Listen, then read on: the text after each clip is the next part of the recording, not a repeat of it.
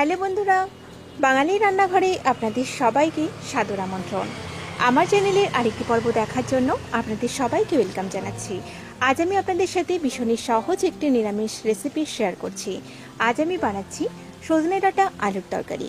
এটা গরম ভাতের সাথে কিন্তু ভীষণই ভালো লাগে। তাহলে চলুন আজকের এই সহজ রেসিপিটা তৈরি করে ফেলি।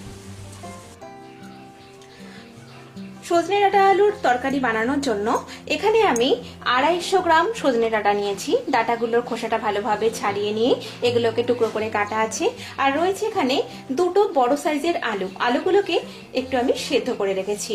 প্রায় 70% আলুটা সেদ্ধ করা আছে। এখন আমি কড়াইতে দিয়ে দিলাম 2 টেবিল চামচ সরষের তেল। ফোড়নে দিচ্ছি একটা শুকনো লঙ্কা আর 1/4 চা চামচ গোটা জিরে। এখন তেলের মধ্যে দিয়ে দিলাম কেটে রাখা